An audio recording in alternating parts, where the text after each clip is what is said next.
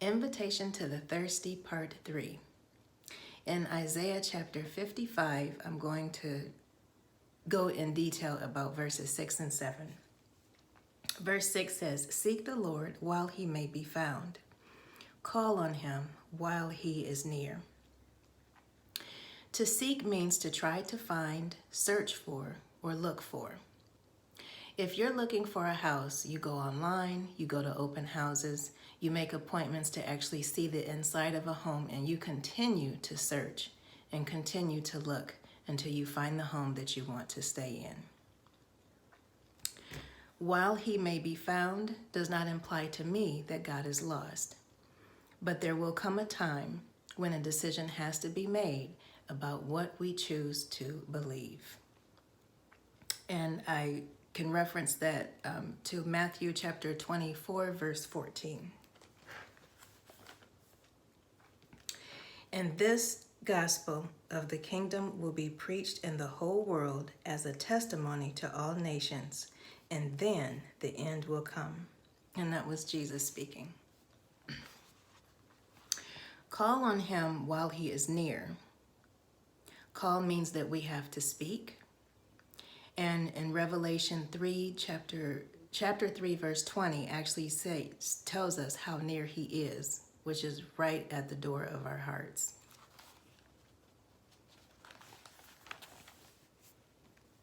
Jesus says, "Here I am. I stand at the door and knock. If anyone hears my voice and opens the door, I will come in and eat with that person and they with me." In verse 7 of Isaiah,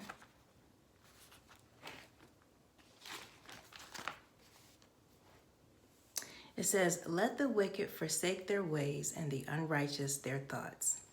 Let them turn to the Lord, and he will have mercy on them, and to our God, for he will freely pardon."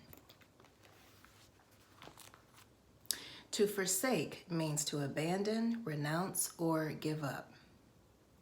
He tells the unrighteous to give up their thoughts. So he's telling wicked people to turn and give up the ways that they have been doing things wrong.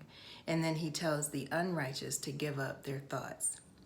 The way I see this scripture is unrighteous is any one of us who chooses to think wrong thoughts that are not in alignment with God. In Philippians chapter 4, verse 8, that actually gives us the information of the things that we are to think on.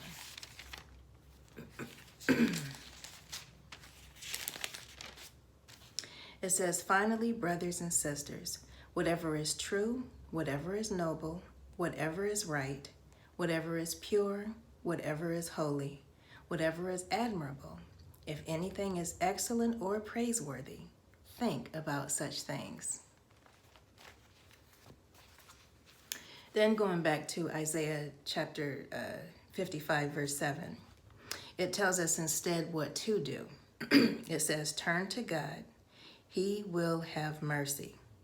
Mercy means that he'll have compassion and forgiveness toward us, even though he has the power to punish us. It also says to come to God because he will freely pardon. And that tells me that we don't have to pay God back. My encouraging scripture is going to be Revelation 3, verse 20. Jesus says, "Here I am. I stand at the door and knock. If anyone hears my voice and opens the door, I will come in and eat with that person, and they with me." The last thing that I want to say is if you think about the definition of the word seek, and it says that we are to search for and look for. When I tie it to the scripture that I just read, I wonder if it's telling us that we are supposed to be looking for and anticipating for Jesus to be there.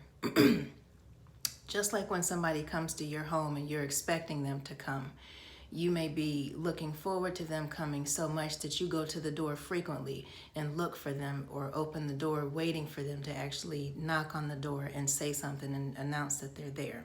So that's just something to think about.